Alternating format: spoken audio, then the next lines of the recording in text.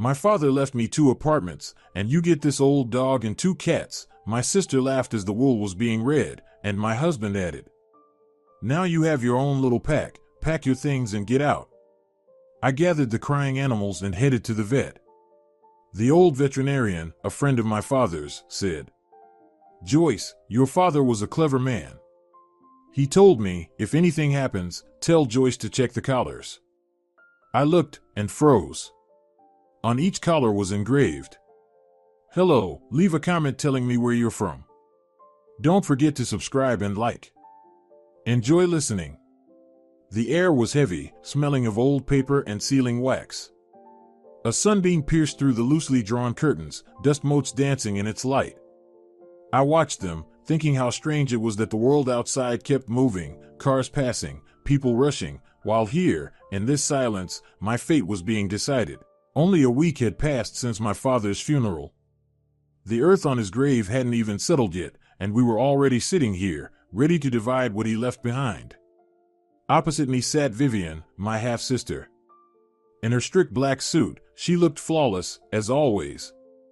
Not a single wrinkle, hair perfectly in place.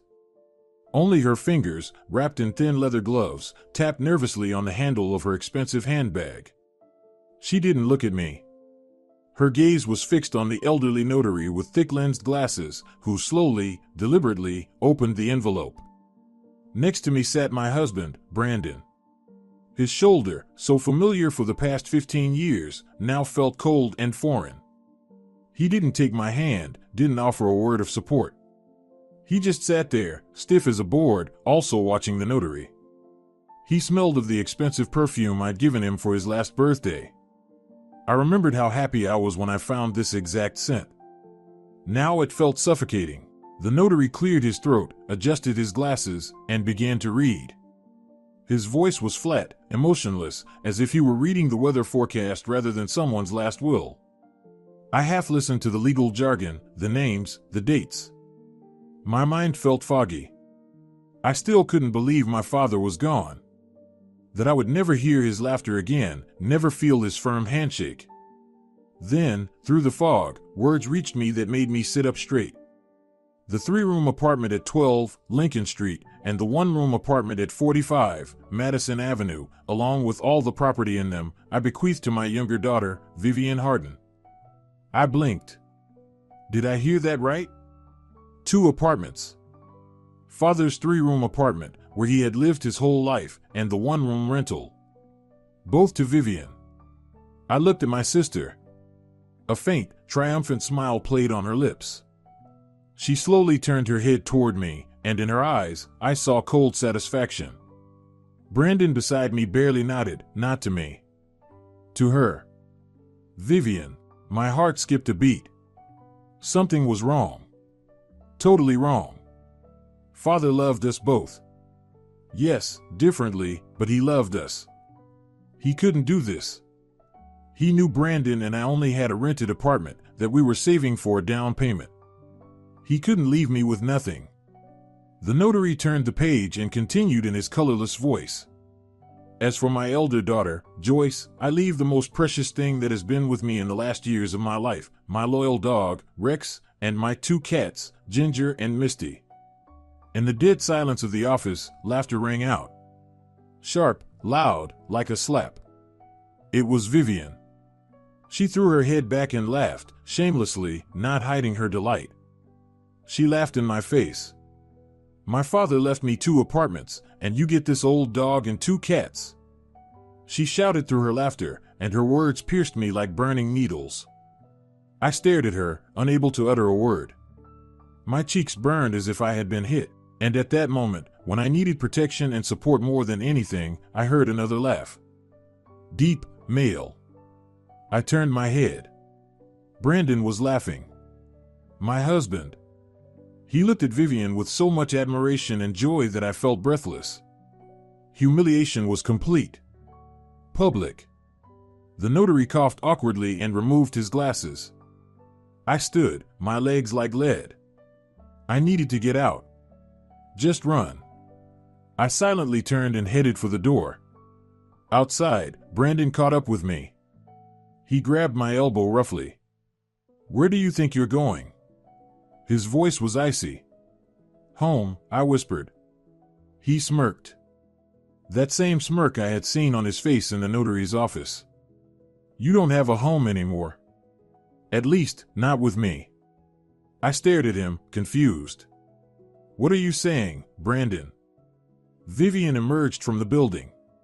She walked over and stood next to him, deliberately linking her arm with his. He means you're homeless now, little sister, she sang. Brandon and I have been together for a long time. And now that we have 2 apartments, there's no reason to hide it anymore. The world tilted. I watched their intertwined hands, how she pressed against his shoulder, and all the pieces fell into place. His constant late nights at work. His coldness lately. His nod in the office. Brandon pulled the keys to our apartment from his pocket. Our rented apartment. He took his key off the ring and held it out to me. You have an hour to pack your things. And don't forget your pack. Take your animals and get out. He turned and, holding Vivian by the waist, led her to his car. They got in and drove away, leaving me alone on the sidewalk, the key cold in my hand. I don't remember how I got home. How I opened the door. The apartment smelled of her perfume. On the coffee table was a vase of flowers I definitely hadn't bought. Everything reeked of lies. Old Rex, hearing me, came out of the room. He nudged my hand with his wet nose, looking into my eyes with a silent question. From under the sofa, the cats, Ginger and Misty, emerged. They rubbed against my legs, purring. The animals didn't understand what had happened. They just felt my pain. I sank to the floor right there in the hallway and hugged the dog. The tears I had been holding back all this time finally poured out. I cried from grief, from humiliation, from the betrayal of the person I had trusted most. I had lost my father, and now, in a single day, I had lost everything else too, my inheritance, my husband, my home. An hour. I had only 1 hour. I grabbed the bag I usually took to the gym and started throwing my things into it at random, some clothes, a toothbrush, documents. I wasn't thinking about what I was taking. I was acting on autopilot. The animals pressed themselves into a corner, scared. They could feel the panic, the chaos. Rex whimpered. The cats hid under the chair. I found the old cat carriers on the balcony. I struggled to stuff Ginger and Misty into them. I put a leash on Rex. Where could I go? I had no one. My parents were dead. There were no friends I could just show up to with 3 animals. I had a few $100s in my pocket until payday. I was literally on the street. And then I remembered Dr. Luke Sloan. The old veterinarian, a friend of my father's. They had known each other since youth. My father trusted him more than ordinary doctors. He always said, Luke understands animals, which means he understands people too. Maybe he could at least take the animals in for a while. It was the only thought I had, the only hope. I called a taxi, explaining to the dispatcher that I'd be traveling with a dog and 2 cats in carriers. The driver grumbled for a while, but when he saw my face and the wad of cash I handed him, he waved me off. All the way to the vet's clinic on the edge of town, I stared out the window. The city was living its life, while mine had been shattered. Rex panted heavily at my feet, the cats meowed plaintively in their carriers. My pack. Now I had my own pack. Dr. Luke's clinic was small but cozy. It smelled of medicine and cleanliness. The old man, gray-haired and lean, with kind eyes, came out of his office as the doorbell rang. Joyce? What happened? He understood immediately by looking at my face. I couldn't speak. I just cried again. He hugged my shoulders, sat me on the couch in the waiting room, brought me a glass of water. He let the cats out of their carriers and filled their bowls. He petted Rex, who immediately rested his head trustingly on the man's knee. Through choked sobs, I told him everything about the will, my sister, Brandon. He listened silently, not interrupting, his wrinkled face growing darker with every word. When I finished, he stared off for a long moment before speaking. Your father, Reginald, was a complicated man. And very shrewd, he finally said. He came to see me a couple of weeks before everything. He was very troubled. He spoke little, but I could tell something was gnawing at him. Dr. Luke got up and went to his desk. He told me one strange thing. Like he had a premonition. He said, "Luke, if something happens to me, and my Joyce is in trouble, tell her one thing. Just one thing, to look at the collars." I stared at him, confused. Collars? What nonsense was that? I thought maybe he had engraved some memorable words on them. You know, something comforting. His name or something like that. I looked at the animals. Rex lay at my feet, resting his gray muzzle on my shoe. Ginger and Misty had already explored the waiting room. A strange, desperate hope stirred inside me. Maybe my father had really left me a last word? A message? My hand shook as I reached for Rex's collar. Old, worn leather. I unfastened the buckle. On the inside, where the dog's name and owner's phone are usually written, there was a metal plate. I held it up to the light, expecting something like "Dad loves you" or "Be strong." But there were no words. Only letters and numbers. Neat, precise engraving, WHSA. I froze. What was this? Some kind of code. I didn't understand a thing. "Let me see," Luke said. He took the collar, put on his glasses, and stared at it for a long time. I caught Ginger. Her small collar had the same kind of plate. Engraved, R7. A chill ran down my spine. This wasn't a sentimental message. It was something else. I picked up Misty. The third collar. The third plate. U11.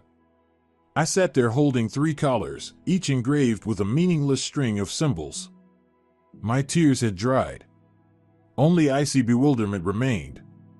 Some cruel joke. Another humiliation, this time from my own father.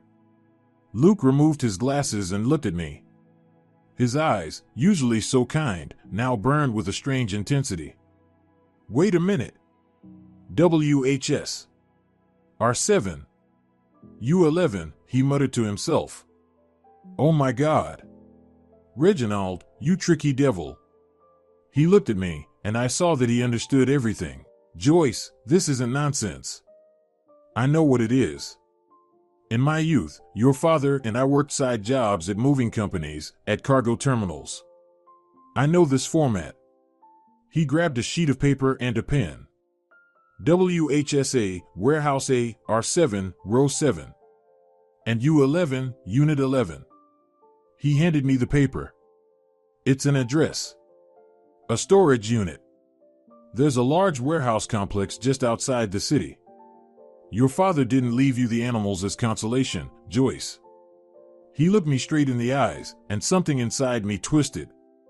"He left you the key." The key.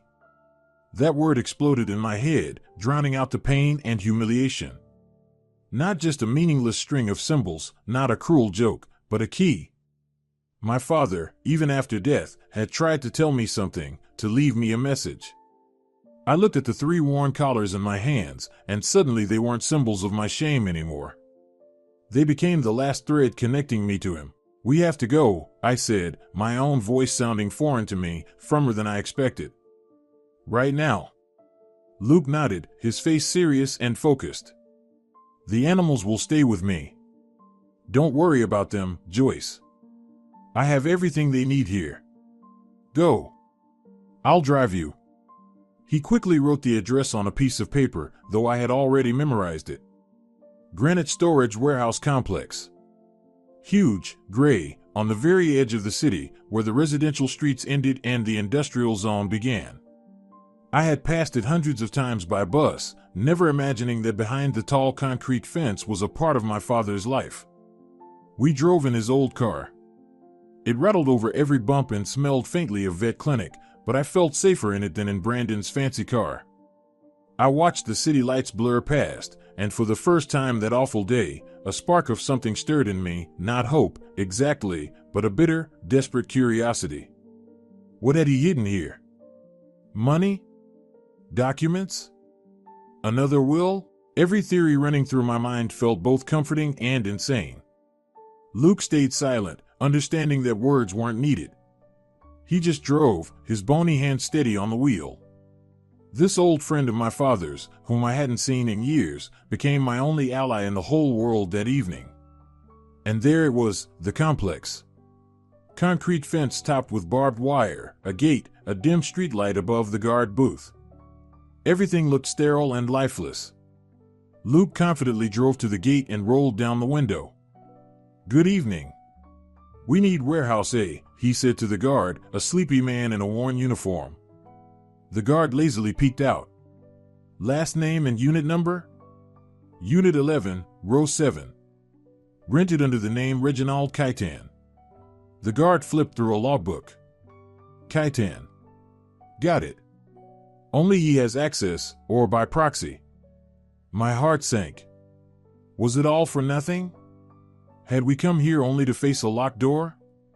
Luke calmly pulled documents from the folder he always carried. "Reginald Kaitan is deceased. Here's the death certificate. And this is his daughter, Joyce Kaitan." The guard studied the papers for a long time, comparing my surname in the passport to the name in his log. Finally, he sighed, probably deciding that arguing late at night wasn't worth it. "All right, go ahead. But be gone in an hour, the complex closes." He pressed a button, and the gate slowly lifted, opening the way into the labyrinth of metal and concrete. Warehouse A was a massive hangar, with endless dimly lit corridors inside. Identical gray metal doors, like prison cells, lined both sides. It was cold and echoing, our footsteps bounced back at us. We followed the signs, row 5, row 6, row 7.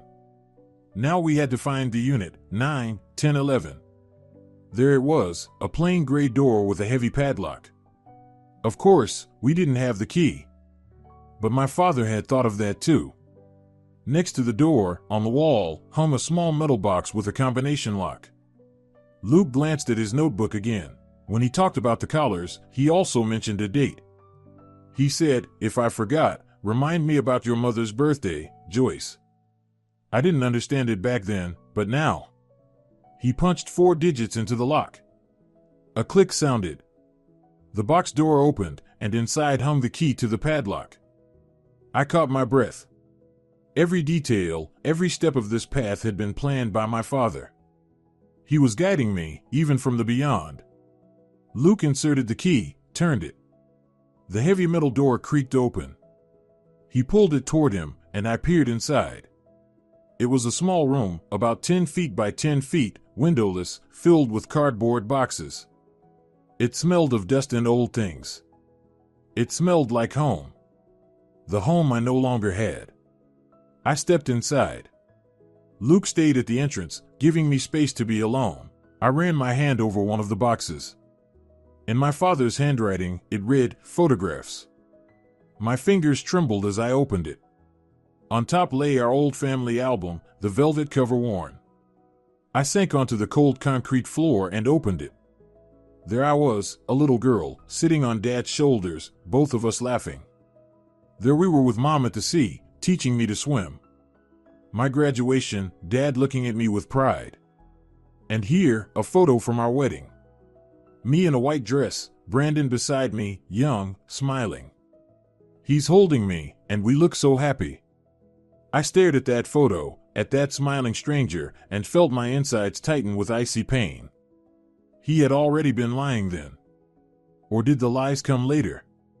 I quickly turned the page. I couldn't watch it. In the box were other albums and loose photos, everything my father had wanted to preserve.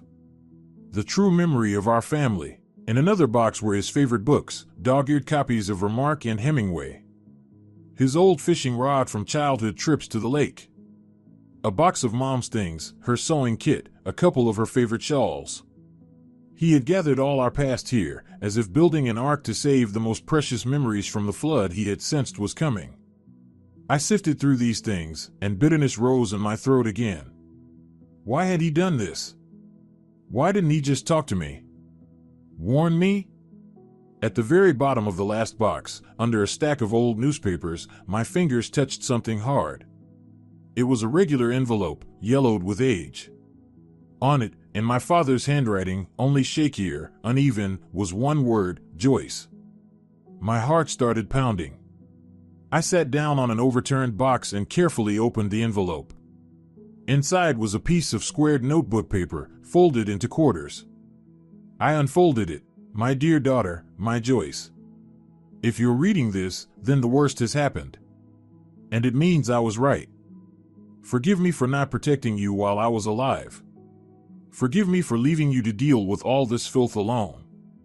I had no choice. I'm writing this because I can't trust anyone anymore. Lately, the fog around me has thickened. I see how Vivian is changing. Too many sweet words, too many questions about money, about the apartments. She looks at me and I see cold calculation in her eyes. She's waiting for something. And Brandon. Forgive me for saying this, my daughter, but I don't trust him anymore. I've seen the way he looks at her when he thinks no one notices. I saw them together in the car outside a restaurant when he was supposed to be at an important meeting. He's no longer your husband, but her ally. I'm afraid they're conspiring. Something's happening with my affairs, with my money. The numbers don't add up. Documents are disappearing. I'm trying to sort it out, but I feel old and tired. They're using my weakness. I'm afraid they want to take everything I've built my whole life. Take your future. This storage unit is my only refuge. The wool they'll find is a trap. I had to make sure you'd get this letter and not them. Only your kindness was enough for me to trust that you'd care for old Rex and the cats. I knew it. Be careful, my daughter. They're dangerous. I don't know how far they're willing to go. I'm trying to find proof. The letter ended there. I sat in the deafening silence of the cold storage unit, tears rolling down my cheeks. This wasn't just confirmation. This was my father's cry of despair. He knew everything. He saw the betrayal. He felt the danger. And he was alone. Completely alone in his fight, the pain of his death mixed with a freezing rage. They hadn't just deceived me. They had driven my father to this. They had tormented him in the final months of his life. But what could I do with this letter? It wasn't proof. Just the words of an old man, words Vivian and Brandon would easily dismiss as senility, paranoia. I had come here for answers, and instead I got even more pain and helplessness. I dropped my hands, and the paper slipped to the floor. Was that it? The end? Had I lost? Mechanically, I reached back into the box to put the newspapers over everything and close it. And then my fingers brushed something hard and cold at the very bottom. Beneath a layer of packing paper. I pushed it aside. There, at the bottom of the box, lay a small metal case. Old, gray, without any decoration. It was heavy for its size, tightly locked with a small but sturdy clasp. I immediately began frantically searching the box, shaking out all its contents onto the floor. Looking for a key. I rummaged through the neighboring boxes, flipped through every book, shook out all the albums. Nothing. No key anywhere. I sat on the floor amid the scattered photos of our once happy life, staring at the locked case. And suddenly I understood. The letter wasn't the end. It was only a preface. My father hadn't just been afraid. He hadn't just written desperate letters. He had acted. He had gathered proof. And it was there, inside that unremarkable gray box. My father wasn't a victim. He was an investigator. And he had died before he could finish his investigation. I sat on the cold concrete floor, clutching the heavy metal case. Locked. Motionless. Just like my life at that moment. Investigation? My father was just a retired accountant. What investigation? Against whom? Against his own daughter and son-in-law? But the box was here. It was real. And it was locked. Joyce, we have to go. Luke's voice came as if from underwater. He was standing in the doorway, hesitant to come in. The guards already called twice. I snapped back to reality.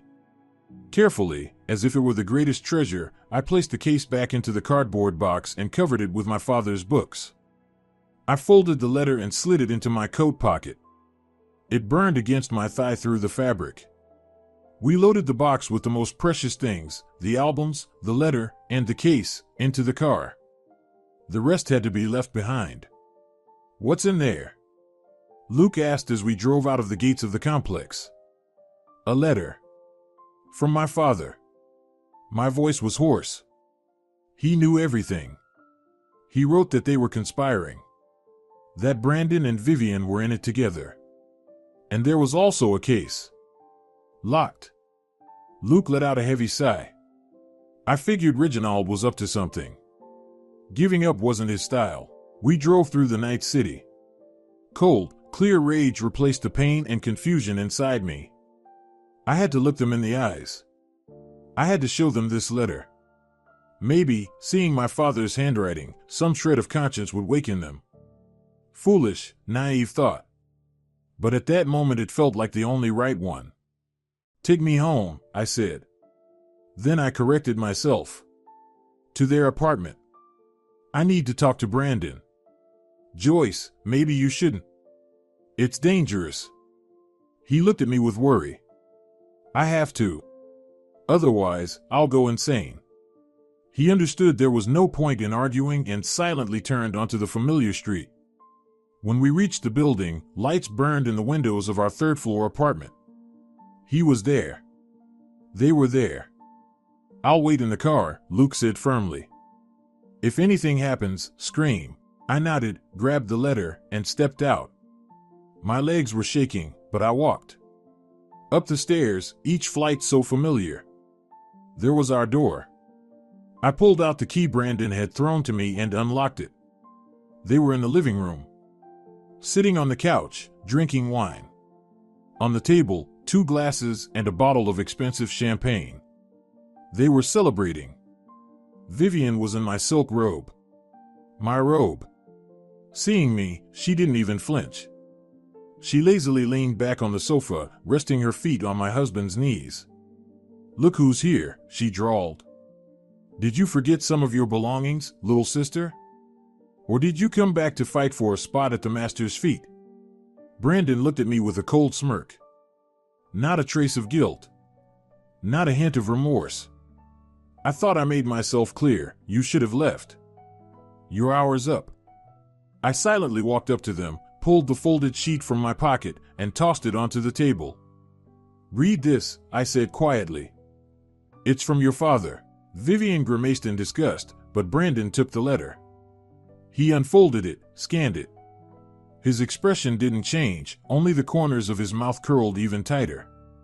He handed it to Vivian. She read it longer, and when she finished, she burst out laughing, the same laugh as in the notary's office. "And that's it? That's all you're capable of? Dragging in an old man's ramblings?" She crumpled the paper and threw it at me. "Daddy's mind's gone lately. Conspiracies everywhere. You should have taken him to a doctor, not coddled his paranoia." "He was perfectly healthy," I shot back. "Until you drove him to this." Brandon stood. He stepped right up to me, looking down. For 15 years, I had seen love in those eyes. Now there was only steel. "Listen carefully, Joyce. Your father was an old fool who didn't understand his own happiness. He should have been glad that his money and property went to smart people who could handle it properly, not to a sentimental fool who only knows how to serve coffee in a cafe." He paused, savoring my silence. Then he pulled a few sheets of paper from the folder on the dresser and handed them to me. "For you. A divorce petition. I filed it this morning. So consider yourself a free woman." I stared at the document, our names printed on it, unable to believe what was happening. "And so you don't get any illusions about shared property," he continued, his voice dripping with venom. "Our joint bank account is frozen starting today. Until the court decides. And since, as I understand it, you're now unemployed and homeless, the ruling won't be in your favor. I'll make sure of that." He cut me off. Completely. Mercilessly. Left me not a single chance, not a single cent. It was over. Point of no return. I realized I had come here in vain. They didn't need a conscience. They simply didn't have one. I silently turned and walked to the door. Behind me came mocking words. "Don't forget to take your trash, little sister." Vivian was shouting, meaning the crumpled letter from Dad.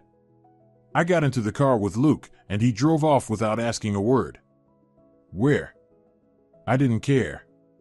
He took me to his tiny apartment above the veterinary clinic. Rex, Ginger, and Misty greeted me as if I were the only family they had. And at that moment, they truly were my only family. Luke laid out a blanket for me on the old couch, brought me tea, and went downstairs to the clinic, saying he had urgent matters.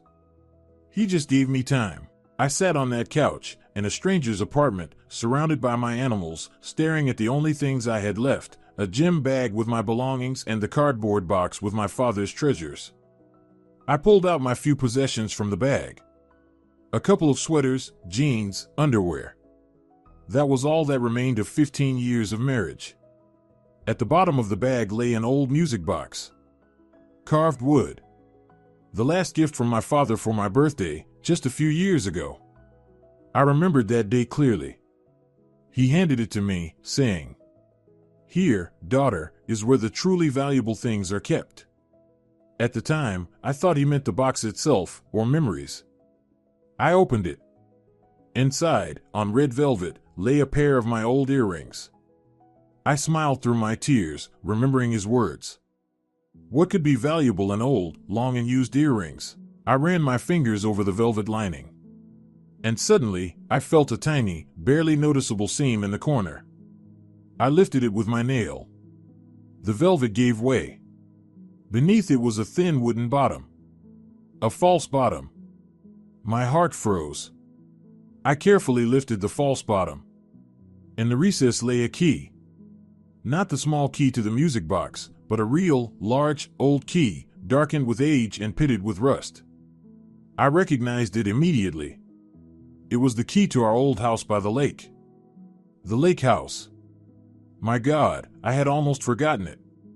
The old, crooked cottage outside the city that had belonged to my father's parents. We hadn't been there for years. After Mom died, Dad stopped going, saying it was too hard. The house had been abandoned, overgrown. It was in such a state that it probably wasn't even included in the will, deemed worthless. I stared at the key in my hand. Here's where the truly valuable things are kept. My father wasn't talking about the earrings. He was talking about this key. About this house. And in that moment, I understood. I wasn't homeless. I had a roof over my head. My father hadn't left me out on the street. He had left me a refuge. Hidden. Secret. A place Vivian and Brandon probably hadn't even thought of. My fortress. The despair that had suffocated me for the past 24 hours receded, giving way to something new. Determination. Cold, ringing determination. I had a home. Ugly, abandoned, but mine. And that changed everything. In the morning, I told Luke everything. He listened, nodding. The lake house? Of course. How did I not think of that? Reginald loved that place. They spent every weekend there until your mother passed. He looked at me. You need to be there. You'll be safe. And I'll help you move. No sooner said than done. Luke was a man of action. He loaded the car with the box of my father's things and, of course, my little pack. Rex seemed to understand immediately where we were headed. He sat the whole ride with his nose out the slightly open window, eagerly sniffing the scents of fields and forests. The cats stayed surprisingly quiet in their carriers. The drive took about an hour. The small town greeted us with silence and abandonment. Many houses were boarded up. Our lot was the last on the street, right next to the forest. When I saw it, my heart clenched. The fence was crooked, the gate hung on a single hinge. The entire lot was overgrown with waist-high weeds. The paint on the house was peeling, the windows gray with dust, the porch sagging. This wasn't just an abandoned place. It was a place that seemed to mourn itself. But it was my home. The key screeched in the rusty lock. I had to lean into the door with my whole body to get it open. Inside smelled of damp, dust, and mice. But beneath that, I caught another scent. Faint, familiar, the smell of wood and a fireplace. The smell of childhood. Yes, there's a lot of work to do here, Luke sighed, looking around the room cluttered with old furniture. But the walls are solid. And the roof seems intact. You can live here. He helped me carry in the things, leaving a large container of drinking water and a thermos of hot tea. I'll check on you, Joyce. Bring supplies. Don't disappear, call me. He left, and I was alone. Alone in a house full of shadows from the past. At first, it was scary. Every creak, every rustle made me jump. But then I let the animals out. Rex immediately went around the house in a businesslike manner, sniffing every corner. The cats, cautiously emerging from their carriers, began exploring the new territory. And with them, the house seemed to come alive. It stopped feeling so foreign and hostile. I found an old scythe in the shed and started hacking a path to the porch. I worked until I was exhausted, muscles aching. Physical fatigue kept my mind from wandering. I pulled weeds from the roots, feeling as if I were also uprooting pain and resentment from myself. The first night, I barely slept. I lay on the old sagging couch, wrapped in my coat, listening to an owl hoot outside. Rex slept at my feet, warming me. For the first time in a long while, I felt something like peace. Here, in this ruin, no one could find me. Here I could breathe. The next few days were all about cleaning. I hauled out trash, scrubbed floors, beat dust from old carpets. I found a kerosene lamp in the closet, and in the evenings the house glowed with warm, living light. The electricity had long been cut off, but there was water at the outdoor pump. I carried it in buckets and heated it on the old gas stove, which, surprisingly, still had a connected gas cylinder. With every washed window, every armful of trash removed, the house seemed to straighten its shoulders. And I with it. I found my mother's old curtains, washed them in a tub, and hung them faded but clean in the windows. I lit the fireplace, and the house filled with the cozy smell of smoke. This was my fortress. The start of a new life. I was certain that here, in this forgotten place, I could hide and figure out what to do next. On the third day, as I shook out an old rug outside, a neighbor approached my fence. I knew him, Harold Arning. A grim, reclusive old man who lived across the street. He was always sharp and uncommunicative. Father had said he'd served in the war and hadn't liked small talk since. "You Reginald's daughter," he croaked. "Decided to claim your inheritance, huh?" There was no approval in his voice, only grim curiosity. "Something like that," I said evasively. He snorted, pulled a crumpled pack of cigarettes from his pocket, and lit one. "Wasting your time," he said, exhaling a cloud of smoke. "Why?" He didn't answer. Instead, he fished in another pocket of his old jacket and pulled out a wrinkled, folded piece of paper. He handed it to me over the fence. "Here, read it. We all got these last week." I took the paper. It was an official form with the local administration seal. I unfolded it, my eyes scanning the lines. Notice. "Dear owners of land and structures, please be advised that, in accordance with the City Council's decision, your area is subject to comprehensive redevelopment. All land plots, including any structures, have been sold as a single lot to the developer, Sheridan Development." I read on, letters blurring before my eyes. My breath caught. "As a result, you must vacate the occupied plots within 1 month of receiving this notice. After this period, all structures on the land will be demolished to make way for the new Lakeview Heights residential complex. 1 month. Demolition. Sheridan Development." I looked up at Harold. He stared at me without pity, merely stating a fact. "So I'm telling you, you're wasting your time scrubbing floors. In a month, there'll be nothing here but bulldozers. He turned and walked back to his house, leaving me standing there with the paper in my hand. My fortress. My refuge. My hope. All a lie. Just a delay. I sank to the ground right there. The paper slipped from my trembling fingers. So that's it. They hadn't just forgotten about the house. They sold it. Along with everything else. They didn't just want to take my apartments and money. They wanted to destroy everything. Erase the last place that held my childhood memories. Uproot the very memory of our family to build their Lakeview Heights in its place. This wasn't just greed. This was total, methodical erasure. And I had just found myself in the very epicenter of it. That thought made me jump to my feet. Rage was stronger than fear. No. I wouldn't let them. This is my home. And I would fight for it. I grabbed the notice. I had to act. And act fast. A month was nothing. I had to prove I was the rightful heir, that the sale, if it had even happened, was illegal. The first thing I did was call Luke. I told him everything, barely able to speak through my anger. He was silent, listening. Sheridan Development, he said thoughtfully. Serious players. They've taken over the whole county.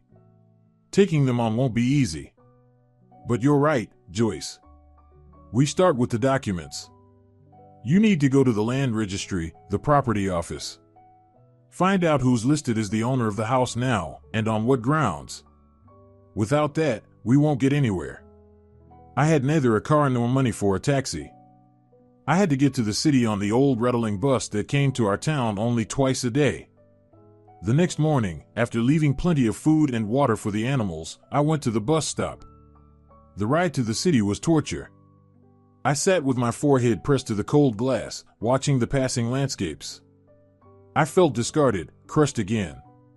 The hope I'd just gained had turned to dust. I wasn't traveling to build a new life, I was fighting for the ruins of the old one. The property office building was large, modern, glass and concrete.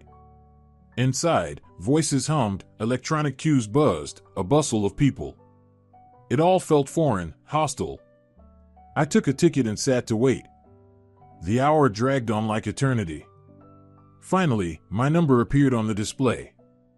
Behind the counter sat a young woman, around 25, with tired eyes. She listened to my jumbled story about the inheritance, the house, the demolition notice. Address, she asked indifferently, eyes glued to her monitor. I gave it. She typed quickly. I watched her manicured fingers and prayed. Please, let it say my father's name. Reginald Kaitan. Please. That's all I need. The girl frowned. Looked at me, then back at the screen. Something was wrong. I could see it on her face. Strange, she muttered to herself. What is it? Something wrong with the documents? My heart pounded. She looked at me again, and in her eyes I saw something like pity. You see, the land at that address did belong to Reginald Kaitan. But it was sold. Sold? I exhaled. When? I'm his only heir, I didn't sell it. The girl sighed. According to the documents, the sale was completed 3 months ago. 3 months. I quickly did the math in my head. Father had died just over a month ago. So he sold the house while still alive? No. I didn't believe it. He couldn't have. This had to be a mistake. I raised my voice, and people in line started turning to look at me. My father couldn't have sold this house. He was sick in the last months, barely leaving the house. He couldn't have handled a sale. Ma'am, I'm telling you what I see in the database, the girl's voice took on a steel edge. The contract is registered. Everything official. Here, the date, August 18th. August 18th. I remembered that day well. Father had heart problems then. I called an ambulance. He could barely walk. What sale? What contract? I don't believe it. It's forged. They forged his signature. I shouted. "Please calm down, or I'll have to call security," the clerk said. She paused, seemingly seeing my desperation, then added more softly, "Look, there's nothing I can do. If you think the sale was illegal, you'll need to take it to court. Gather evidence, hire a lawyer." A lawyer? With what money? I had less than $100 in my pocket. Fine. I forced myself to calm down, speak steadily. "At least tell me who it was sold to. Who's the new owner? I need to know." The girl hesitated. "I'm not sure I'm allowed to disclose personal information." "Please," I begged. "This is a matter of life and death. My life. Please, I beg you. Just the name." Perhaps my desperation broke through. She looked around, as if afraid someone might hear, and sighed. "Okay." But quickly, she turned her monitor toward me. I leaned in, staring at the lines on the screen: lot number, area, land category. And there it was, the line labeled owner. I read the name, and all the blood drained from my face. I couldn't breathe. I grabbed the counter to keep from collapsing. The floor seemed to vanish beneath me. It wasn't Vivian's name. It wasn't Sheridan. Not some stranger. In the owner field, printed clearly and officially, was Brandon Durning. My husband. I stared at the letters as my world fell apart. This wasn't just betrayal. This was beyond anything. He had done it 3 months ago. While my father was still alive. While we still lived together. While he still slept in the same bed, ate at the same table, said he loved me. He did it behind my back. Secretly, like a thief, he was transferring my family's property to himself while my father was dying. He didn't just leave me for Vivian after the will was read. Their conspiracy had been going on for months. Step by step, they had been stealing from my family while I, blind fool that I was, noticed nothing. Father had been right. In his letter, he had been right about everything. I don't trust him anymore. They're in cahoots. He had seen it all, understood it all. And me? I was just an obstacle in their way. A piece to be removed. And now I lived in his house. A house that, on paper, belonged to the man who had destroyed my life. I wasn't just homeless. I was an intruder on his territory, and he could come at any moment and legally throw me out. I walked out of the building like in a daze. I don't remember how I got down the street, how I got on the bus. The only name pounding in my head was Brandon. Brandon. Brandon. Not just a traitor. A thief. A swindler. He had robbed a dying old man. My father. All self-pity, all pain evaporated. Only white-hot, blind rage remained. I was no longer afraid. I had nothing left to lose. Home, husband, inheritance, even memories, they had taken it all. Only my name remained. And I would not let them trample it into the dirt. I didn't go back home. I went into the city. I had to find them. Immediately. Look them in the eyes and throw this accusation at them. I didn't need proof. I needed the truth. I knew where to look. Brandon always liked to show off. And now, with money, he'd surely taken Vivian to the most expensive, flashy place in town, the Riverside Restaurant. A place to be seen, not to eat. We had been there only once, on our wedding anniversary, and I had felt completely out of place among all the dressed-up people. I almost ran down the street. Old jeans, scuffed boots, wind-tossed hair. I probably looked insane. Maybe I was. I threw open the heavy oak door of the restaurant and stepped inside. The hum of voices, clinking glasses, soft music enveloped me. Elegant, polished people sat at tables. The maitre d', in an expensive suit, immediately stepped toward me.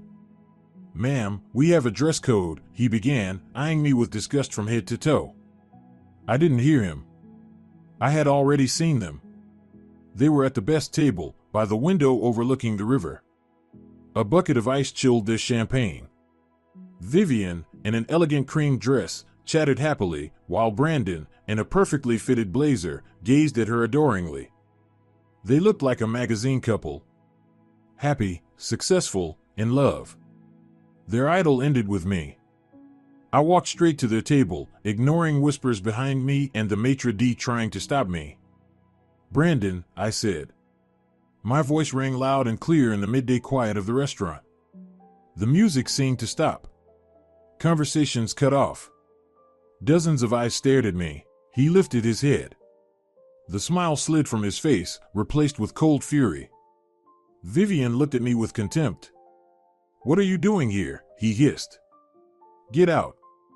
"I went to the land registry, Brandon," I said, each word dropping like a stone in the silence. "I know everything. About the house. About how you, like the coward you are, deceived my dying father and transferred the house to yourself. You are a fraud." I turned to Vivian, who stared at me, eyes wide in shock. "And you, his accomplice. You did this together. You robbed my family while I cared for my father." Dead silence hung in the restaurant. Everyone was watching. Exactly what I wanted. Public exposure. A scandal. I wanted everyone to see their true faces. Brandon slowly stood. He was a head taller than me, and for a second I feared he might hit me. But he didn't. He did something worse. He looked at me with genuine, fake pity that made me feel sick. Then he spoke loudly, so everyone could hear. "Ladies and gentlemen, please forgive us for this unpleasant scene." He swept his gaze over the now silent room. "This is my ex-wife, Joyce. Unfortunately, after my father's death, she's had serious problems. She can't accept our separation and sees conspiracies everywhere." He spoke so calmly, so convincingly. The voice of a loving husband suffering for his wife's illness. As for the house, he sighed, as if it hurt him to say it. "Yes, I transferred it to myself. With Reginald's full consent. He asked me to do it. He saw that Joyce was unstable. She wanted to sell the house to some dubious people for pennies. And he asked me to protect the property. Keep it for her own good. I did it for her benefit." I listened to this nonsense, unable to believe my ears. He twisted everything inside out with such ease, such audacity. And people believed him. I saw sympathy in their eyes. But not for me. For him. For the poor man attacked by his crazy ex-wife. "That's a lie," I shouted. "He's lying." And then Vivian, who had been sitting silently until now, playing the innocent victim, decided to deliver her final, crushing blow. She stood, walked over to Brandon, and took his arm. Tears glistened in her eyes. Real, fake tears. "Please, don't blame her," she said, her voice trembling, addressing the whole room. "I understand her. She's in pain. She just can't believe that Brandon has loved someone else. She's blinded by jealousy. And then she did it." She lifted her hand, casually adjusting her hair, but just enough for everyone to see. On her ring finger sparkled a huge diamond. A new engagement ring. "Brandon and I were getting married," she said quietly, but loud enough for everyone to hear. "We even sent out the invitations last week. We just wanted to be happy. It was a brilliant move. Cold and calculating." In an instant, everything clicked into place. To everyone in the room, my appearance, my shouting, my accusations of fraud, it no longer looked like a fight for justice. It was a pathetic, desperate attempt by a jilted woman to ruin the celebration of her happy rivals. I was no longer a victim. I was a crazy, jealous ex-wife throwing a scene at an engagement party. I saw the change on people's faces. Sympathy vanished, replaced with disdain. I was dirt. Humiliation complete. Far worse than in the notary's office. I said nothing. I just turned and walked to the exit, feeling dozens of contemptuous eyes on my back. Outside, I leaned against the wall and slid down to the asphalt. I didn't even have the strength to cry. They hadn't just won. They had destroyed me. Publicly. And now the whole city would talk about the crazy, hysterical woman I had become. They had taken not only my past but also my future. People passed by, casting sidelong glances, but I saw no one. Inside, there was only emptiness. Burned out ground. They had won. I had lost. Lost everything: home, family, reputation. Now, to everyone, I was just a mad, abandoned wife. My phone vibrated in my pocket. Luke. I ignored the call. I couldn't speak. No strength left. But he called again. And again. On the fifth try, I answered. Joyce? What happened? Where are you? His voice was full of worry. It's over, I whispered. They told everyone I'm crazy. And they believed them. Where are you? He pressed. I gave him the address. Don't go anywhere. I'm coming. He arrived in 15 minutes. Helped me up, got me into the car. Didn't ask questions. Just handed me a bottle of water. The whole ride to the house, I stayed silent, staring at one point. The humiliation was so intense I couldn't even feel pain. Only cold. When we arrived, I saw Harold, the neighbor, at the gate. Smoking, leaning against a post. Seeing our car, he didn't leave. He was waiting. I got out, and he approached. His face, as always, was grim, but now he looked at me differently. Not with disdain, but with respect. I went to the city today, to the market, he said, looking off to the side. Stopped in a cafe for a bite. And all they talked about was you. About the scene you caused at Riverside. I flinched, expecting mockery. But he continued. I heard what they said about you. That you'd lost your mind. But I saw how you fought for this house. How you cleaned it, put everything in order. Crazy people don't do that. He inhaled his cigarette. Your father, Reginald, was a good man. Stubborn. If he decided he was right, he went all the way. You take after him. He dropped the cigarette butt and crushed it with his boot. He spent the last months here. Not in the city. Here, in this house. Barely went out. Said he was working. I wondered what kind of work a retiree had. But he stayed up nights, the office light on. I once asked if he needed help. He waved me off. Said, I'm fighting with the numbers, Harold, fighting with the numbers. The neighbor's words sank into my mind like seeds. Numbers. Work. Office. I looked at the house. I had cleaned the rooms, the kitchen, but never made it to my father's office. It was a small room at the end of the hallway, filled with bookshelves. I had been afraid to go in. Afraid to face his ghost. But now... Thank you, I said to Harold. And I meant it. That gruff old man, unknowingly, had given me a new thread. I entered the house. Luke and Harold stayed outside. I walked down the corridor and pushed open the door to the office. The room was small and dusty. The air smelled of old books. A large desk piled with papers, an old chair, shelves to the ceiling. Everything was exactly as he left it. On the desk was his favorite cup, the one he drank tea from. I ran my finger over it. A layer of dust. I sat in his chair. It creaked. I was in his sanctuary. At the center of his war. Numbers. What did he mean? My gaze fell to the bottom shelf of the bookcase. Unlike the other shelves filled with novels, this one held neat rows of gray and black binders, the kind used in accounting. I pulled one out. On the spine it said, Payroll, 2010. I opened it. Endless columns of numbers, surnames, signatures. My father's meticulous handwriting. He had worked as an accountant at a large factory his whole life, and even in retirement managed the books for several small companies. I started mechanically going through the folders. 2011, 2012. Everything seemed ordinary, boring. Just work. I was losing hope when I picked up the last, thickest folder. It had no date, just labeled miscellaneous. It was stuffed with newspaper clippings, old bills, receipts. Junk too valuable to throw away. I started sifting through the papers, and suddenly, from the middle of the folder, a small folded sheet fell to the floor. It was a clipping from a local newspaper. Old, yellowed with age. I picked it up. The clipping showed a smiling, confident middle-aged man in an expensive suit. The caption read, "Eric Sheridan, brilliant director of Sheridan Development, on plans to develop the city."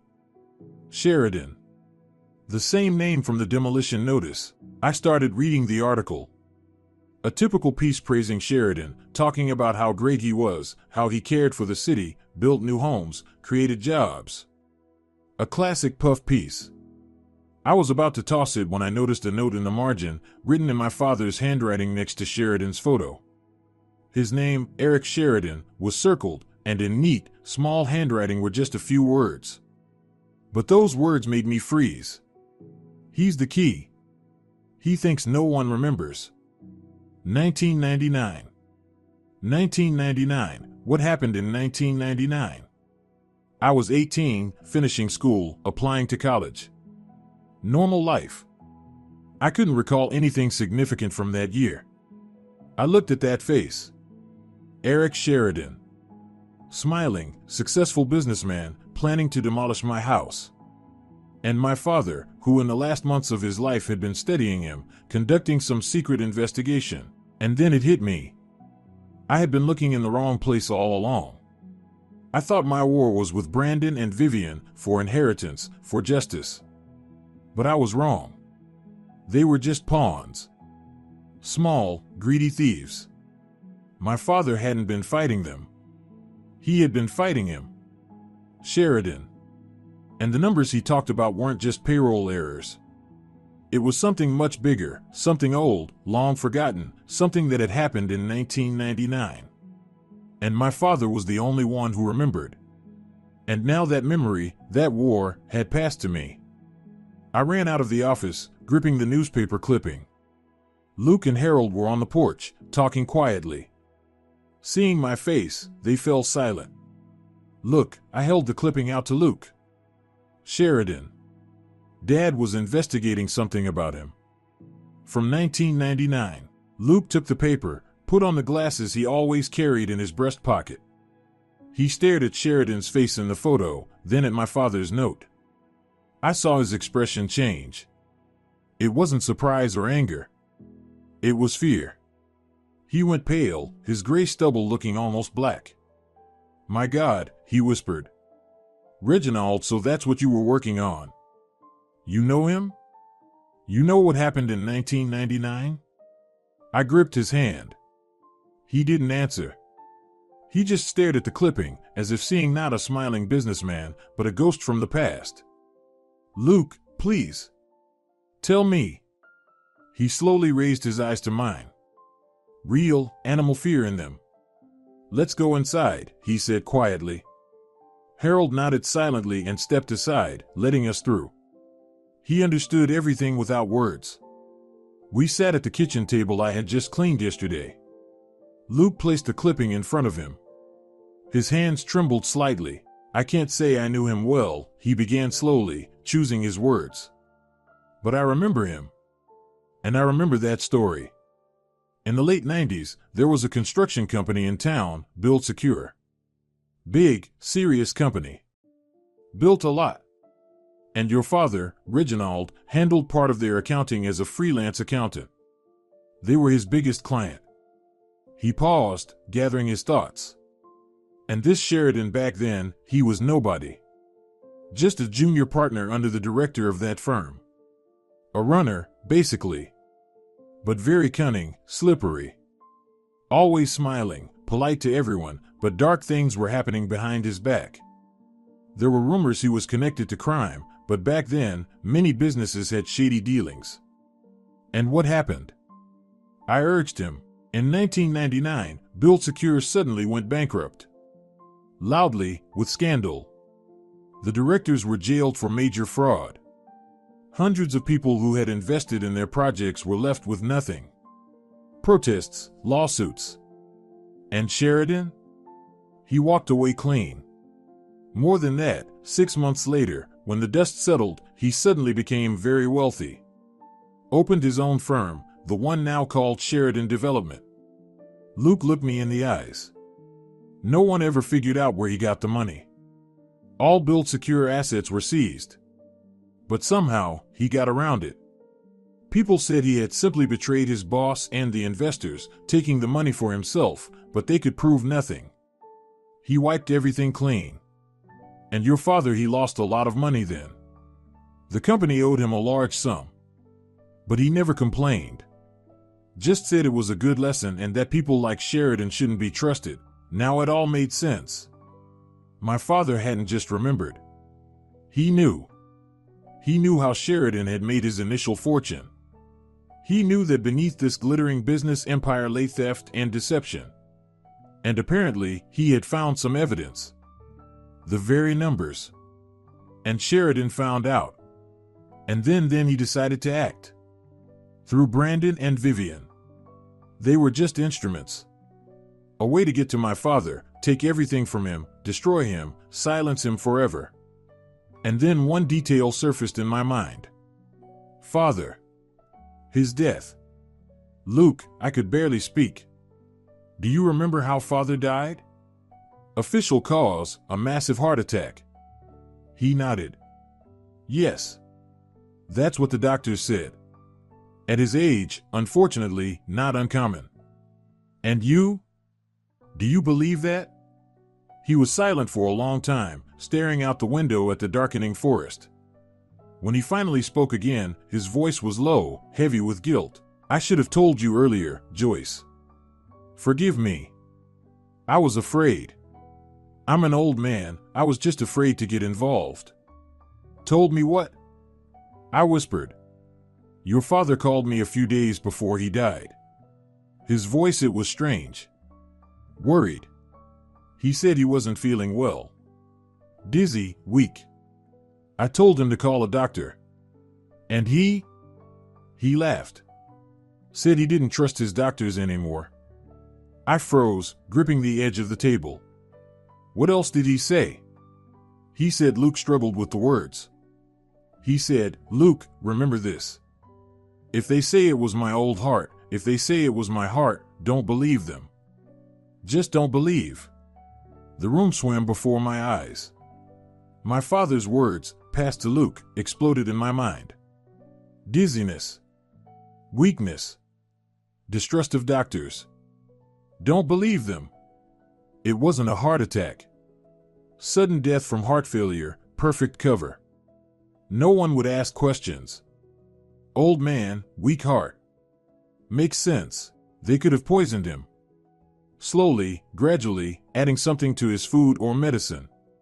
Something that caused symptoms like a heart attack. Who had access to his food, his pills, every day? Vivian. She had been visiting so attentively lately, bringing groceries, preparing meals. Brandon. My husband. Who also came by to check on the old man. Cold, sticky horror crawled up my spine. This was no longer just a story about inheritance and fraud. This was a story about murder. They hadn't just pushed him to death. They had eliminated him. Removed him as a dangerous witness who knew too much, who had gotten too close to their secret. The 1999 secret. I looked at the photograph of the smiling Sheridan, and now I didn't just see a thief. I saw a killer. My war had just changed. I was no longer fighting for a house or money. I was fighting for the truth about my father's death. I was no longer a victim. I was the accusation. And I had to find what he had been looking for. Proof, no matter the cost. I just knew I had to find what my father hadn't. The numbers. The evidence. Where could he have hidden it? Not in a safety deposit box, too obvious. Not in the apartment already taken by Vivian and Brandon. So, here. In this house. His last refuge. Luke left late that evening, promising to return tomorrow. He was scared, but I saw determination in his eyes. The story of his friend wouldn't let him rest. Harold, seeing him off to the gate, approached me. "What are you thinking?" he asked bluntly. "Search," I replied. He had to hide something. "Here?" "Where?" "I don't know. But I think his office." It was his place. We returned to the office and lit the kerosene lamp. Shadows danced across the walls, turning the room into a cave full of secrets. We began a methodical search. I rifled through every book, every sheet in the folders. Harold, armed with a crowbar, tapped on the walls. We worked in tense silence, broken only by the rustle of paper and muffled thuds. "The floor," Harold said suddenly. "Wooden. Old. Anything could be hidden underneath." He pried up one of the floorboards with the crowbar. It gave with a long creak. We peered into the dark, dusty, musty space beneath the floor. Empty. Just cobwebs and old mouse droppings. We lifted another board. And another. And another. By midnight, almost the entire office floor was dismantled. We shone flashlights into every corner, rifled through centuries-old dust with our hands. Nothing. "There's nothing here," Harold said, wiping his brow. "Either we're looking in the wrong place, or he hid it somewhere else." He helped me put the floorboards back and went home, leaving me with a final word. "If anything, scream. I've got a gun." I was alone in the wrecked office. Exhaustion pinned me down, but sleep wouldn't come.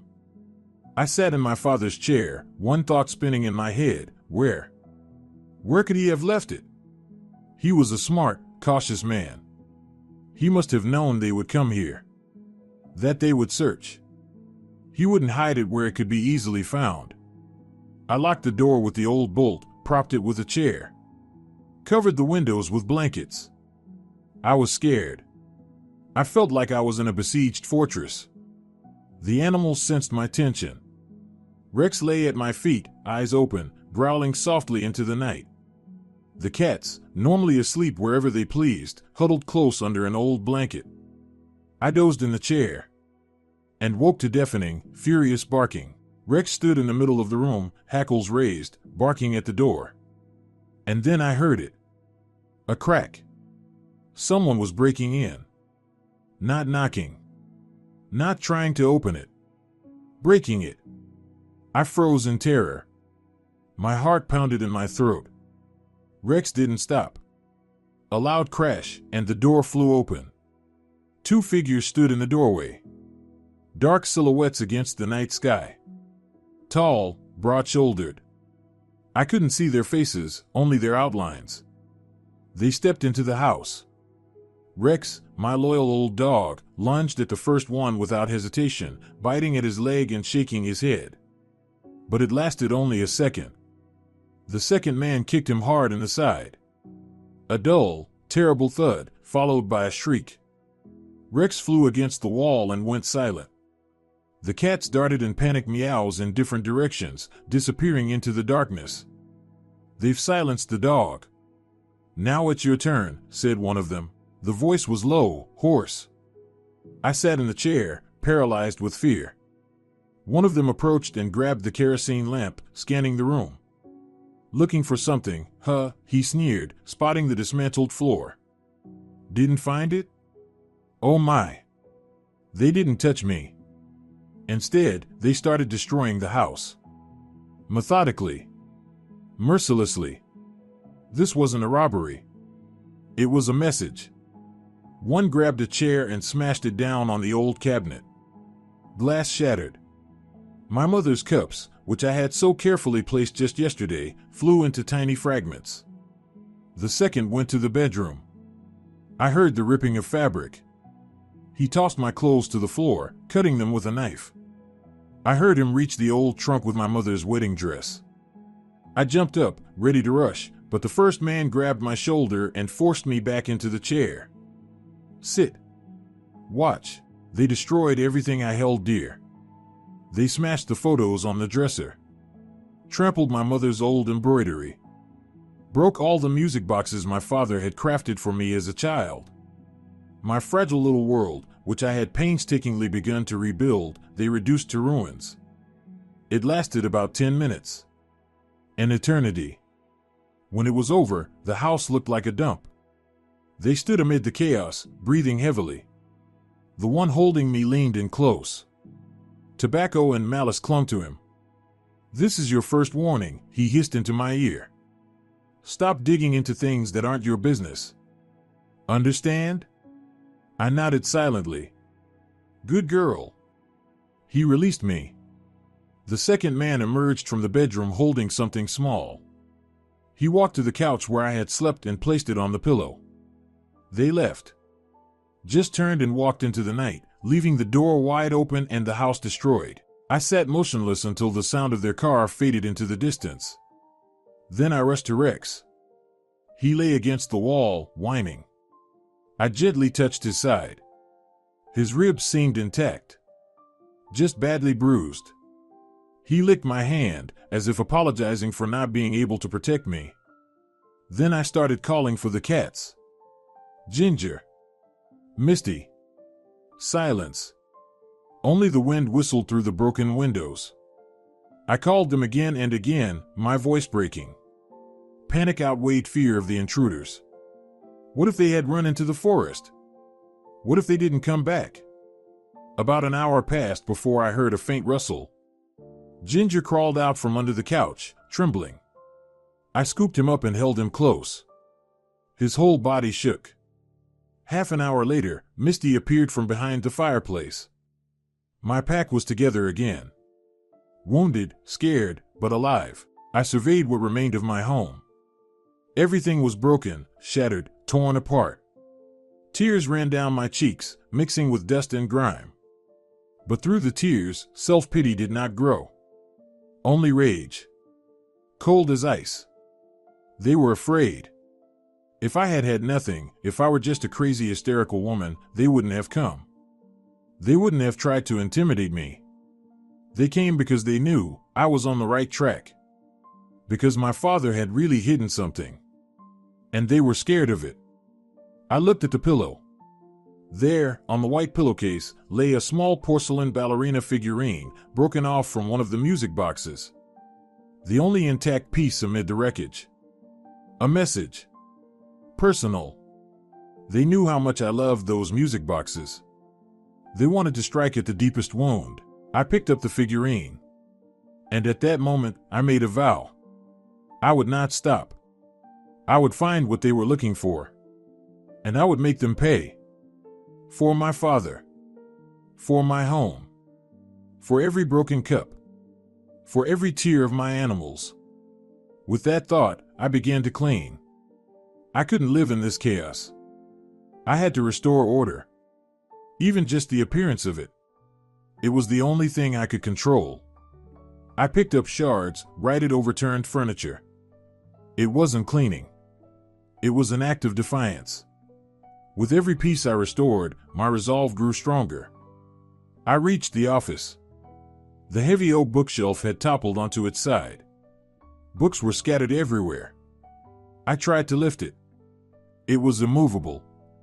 I braced my shoulder and tried to at least lift one edge to set it back in place. And when, with superhuman effort, I shifted it a few centimeters, I saw it.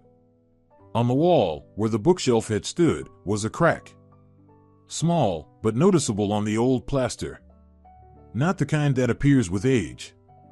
This was fresh. As if something heavy had struck the wall.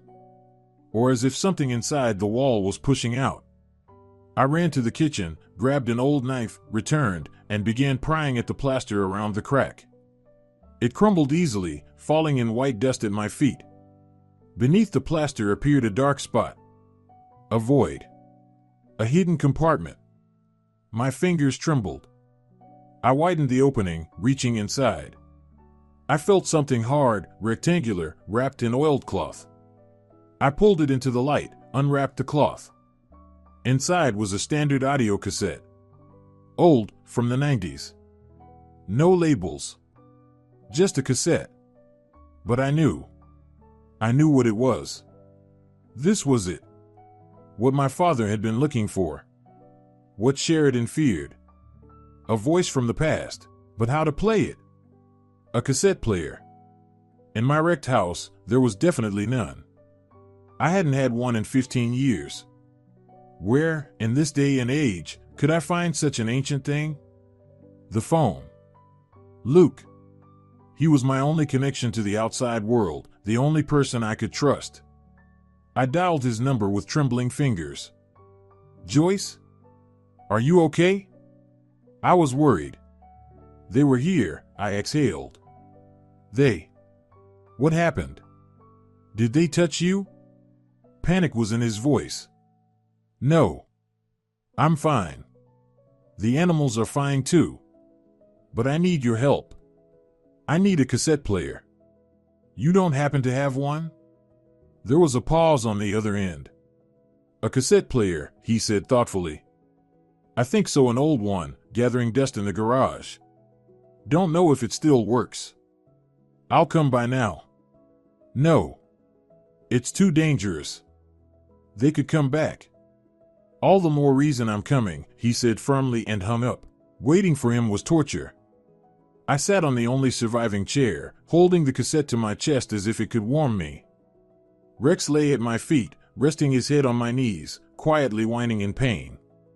The cats perched on the back of the chair, flinching at every sound. We were one scared, wounded family. Half an hour later, I heard the familiar rumble of an engine. Luke stepped into the house and froze at the doorway. I could see his usually calm, kind face transform into a gray mask.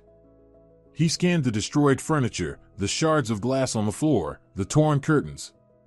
Bastards, he hissed. That was the only word he said. He didn't ask any questions. Silently, he placed an old, worn gray cassette player on the table. It looked completely prehistoric. Found it. Batteries seem alive. Give me your find. I handed him the cassette. He turned it over in his hands. No labels. Well, we'll listen blind. He inserted the cassette into the deck. His finger hovered over the play button. He looked at me. Ready? I nodded. No strength to speak. He pressed play. A loud click sounded. Then a quiet, steady hiss, the sound of empty tape. 1 second, 2, 3, I already thought it was blank, that it had all been for nothing. And then, from the speaker, came a voice. Joyce, my dear daughter. I jumped. It was him. My father's voice. Not the tired, sick voice I remembered in his last months, but the one from before, calm, deep, confident, alive. As if he were sitting here, beside us, in this wrecked room. Tears streamed down my face. I covered my face with my hands but kept listening. If you're hearing this, it means my plan worked.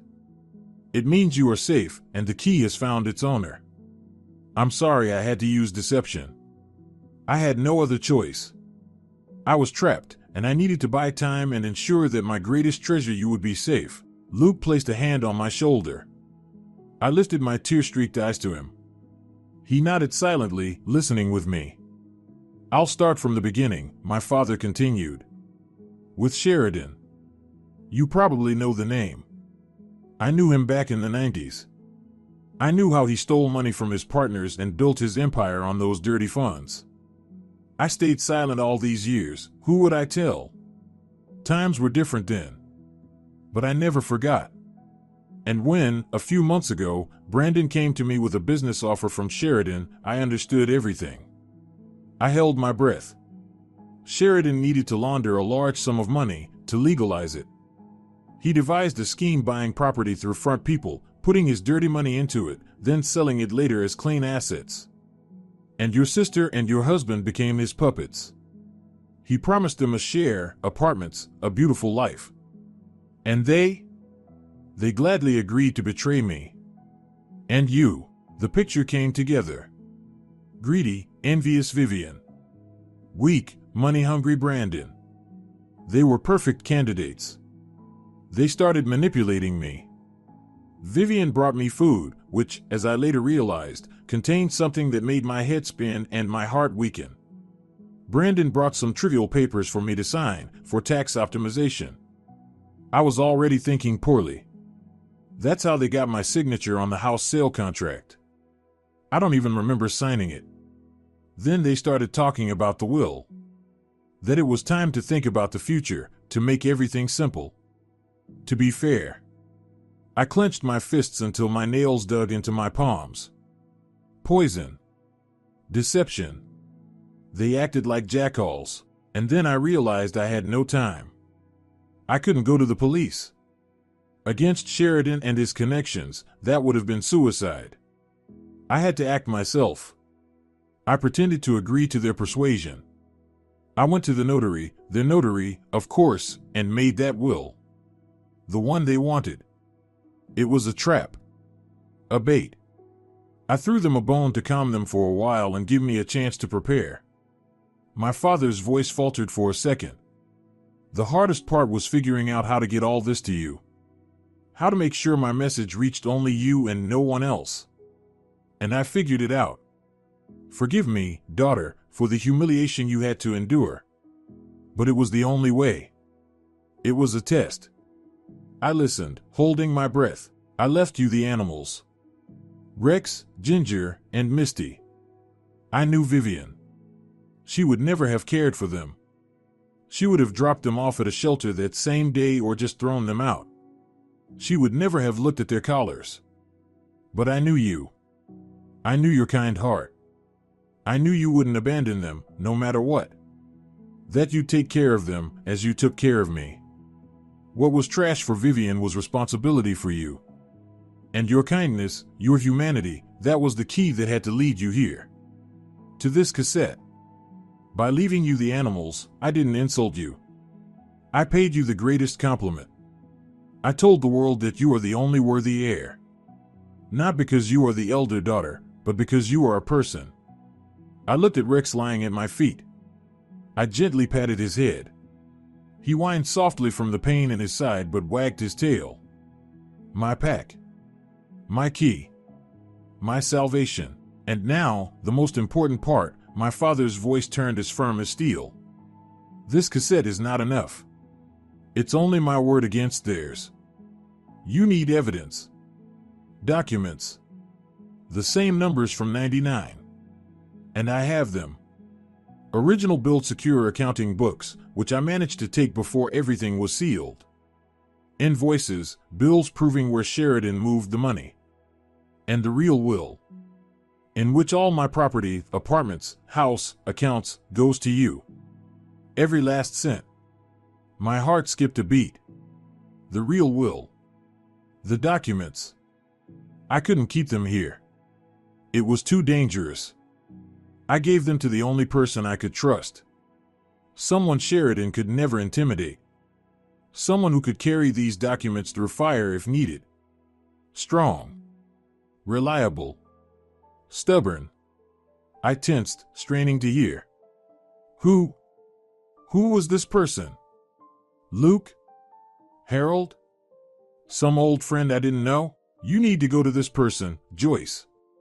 Tell them everything. Show them this cassette. They will give you the packet of documents. With that, you can go to the prosecutor. With that, you can take them down. Silence on the tape. 1 second, 2, and then my father said the name. A name that made me shiver, the last person I expected to hear. This person is Marcia Logan. Your godmother. Click. The tape ended. In the sudden silence, the wind whistled through the broken windows. Marcia. My godmother. The woman I hadn't spoken to in 5 years. The woman who had shouted at me at a mutual friend's anniversary, accusing me of being an ungrateful, selfish girl who'd forgotten family.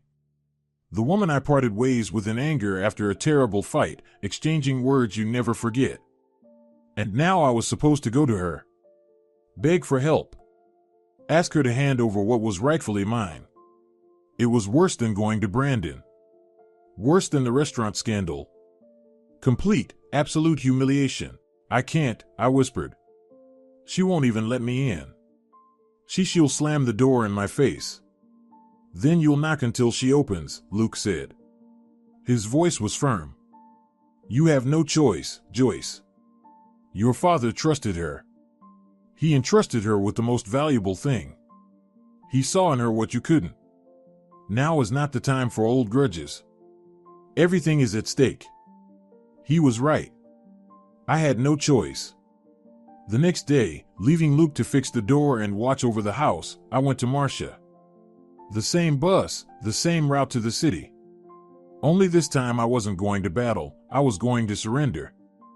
Her apartment was in an old historic building in the city center. Large, solid, inherited from her father, a prominent lawyer. I froze at the massive door.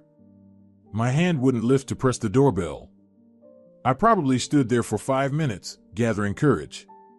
Finally, I took a deep breath and pressed it. Heavy footsteps echoed behind the door. A lock clicked. She opened it herself. Marcia hadn't changed much. Tall, stately, hair pulled into a tight bun, wearing a strict house dress. That same cold, appraising look, as if I were a salesperson trying to peddle trash.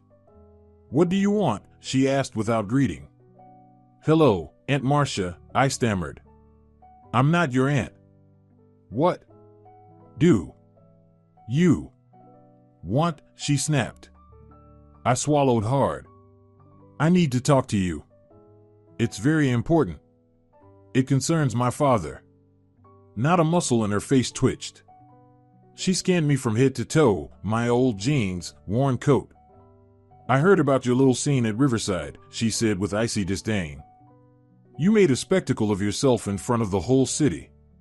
What do you want now? A loan? Don't ask. I don't give handouts to crazy people. She started closing the door. Wait! I shouted, holding out my hand. Father! He left you something for me. Documents. The will. She froze. Just for a second. Something like fear flickered in her eyes, but it vanished immediately, replaced by the same icy mask. I don't know what you're talking about, she said in a flat, lifeless voice. Your father left me nothing. Now leave. And don't ever come to my door again with your paranoid fantasies. She looked at me one last time, and the hatred in her eyes made something inside me snap. The door slammed shut. The lock clicked. I was alone in the empty, echoing hallway. That was it. The end. Final. Father had been wrong. He had bet on the wrong person. And Marcia, she had just betrayed his memory. Betrayed me. Maybe she had already sided with Sheridan. Maybe she had sold him the documents.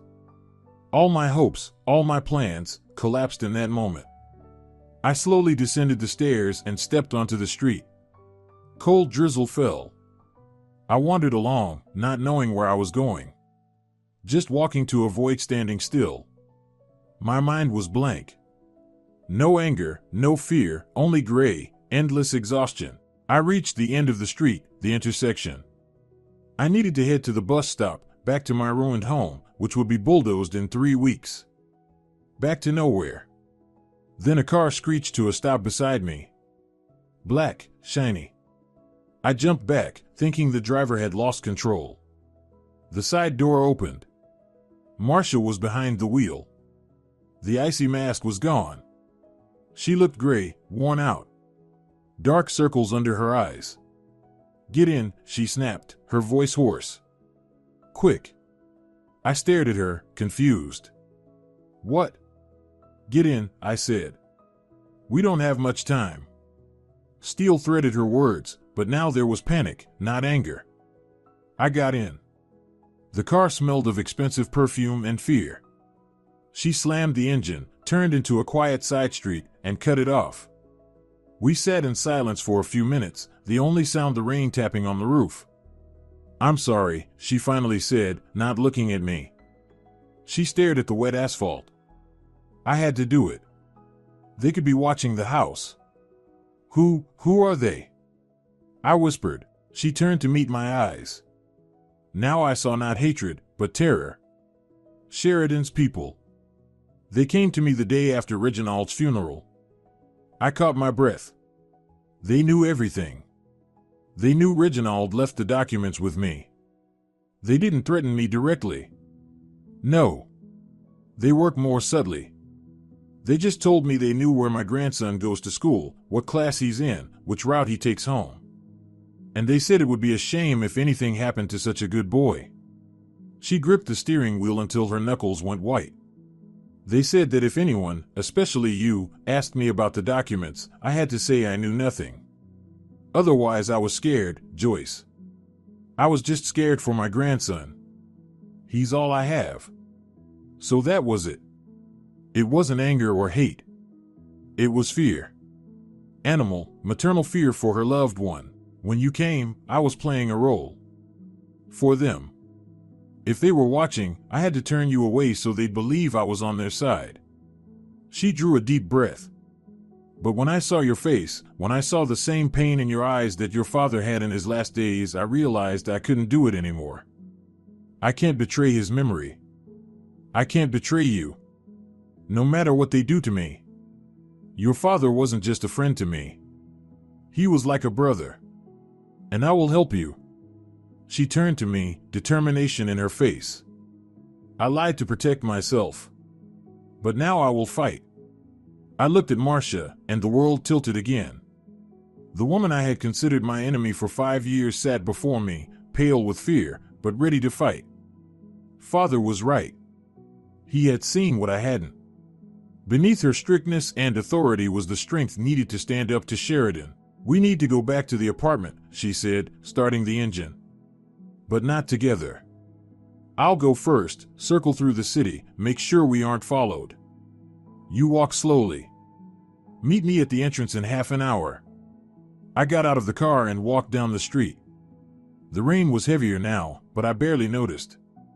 My mind was spinning, fear for Marcia and her grandson, relief that I wasn't alone, and burning, impatient anticipation. The documents. They were somewhere close. The key to the whole story. Half an hour later, I was back at her apartment. She was already waiting, peeking from behind the door. All clear, I think, she whispered, and quickly let me inside. First thing she did was draw all the curtains. Don't turn on the big lights. Just in case. She only switched on a small lamp in the corner. In the dim light, her apartment felt even larger, more imposing. Like a bunker. The packet isn't here, she said. I'm not stupid enough to keep something like that at home. It's in a safe deposit box. Tomorrow morning, we'll go and get it. Tomorrow. Another night of waiting. But your father left me something. A copy of one document. The most important one. He said I must give it to you personally as soon as you arrived. So you'd understand. So you'd understand everything. She walked to a massive carved bookshelf, slid several encyclopedias aside, and pressed something deep in the shelf. Part of the wall quietly shifted, revealing a small built-in safe. Marcia punched in the code, turned the handle. She pulled out a large, sealed envelope. Here. He brought this to me a week before his death. Said to guard it like the apple of my eye. She handed me the envelope. My hands trembled as I took it. It was heavy, dense. The seal was intact. I broke it with my nail and opened the envelope. Inside were several sheets of paper. The first document was the will. The real one. Drawn up by another notary, an old friend of my father. I ran my eyes over the lines. Everything was exactly as he had said on the tape. All property belonging to me at the time of my death, of any kind and wherever located, namely, the apartment at 12 Lincoln Street, the apartment at 45 Madison Avenue, the house and land, as well as all monetary funds, I bequeathed to my daughter, Joyce Kaitan. No animals. No insulting phrasing. Simple, clear, precise. All mine. I was the sole heir. I stared at my father's signature, so familiar, and tears welled up again. This wasn't just paper. This was proof of his love. His trust. But it wasn't the last document in the envelope. Under the will lay another sheet, folded in half. It was on heavier paper with watermarks. I unfolded it. It was a birth certificate. I stared at it, bewildered. Why was it here? I read the name. Vivian Hardin. My sister's birth certificate. The date and place of birth matched. In the mother field was the name of her mother, my father's second wife. And in the father field, Reginald Kaitan. I didn't understand. Why had my father included this document? What did it have to do with anything? I don't understand. I looked at Marcia. Why is this here? She sighed heavily, came over, and sat in the chair opposite me. Because it's a lie, Joyce, she said quietly. What's written there?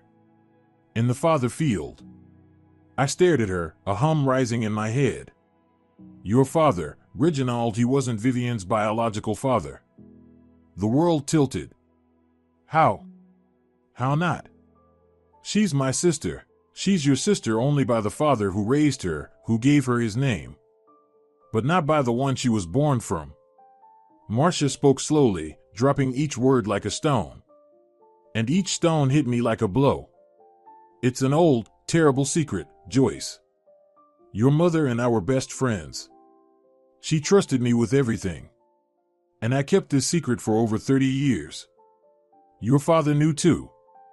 We all knew. Except you. She paused, gathering strength. A year before your parents divorced, your mother had an affair. Short, reckless. She was unhappy in the marriage, felt your father didn't value her. And she got involved. With another man. I listened, barely breathing. He was young, handsome, bold. Promised her the world. Said he would take her away, they would run off. Then he left her. Just disappeared. When she told him she was pregnant. Who was he? I whispered. Marcia looked me in the eyes.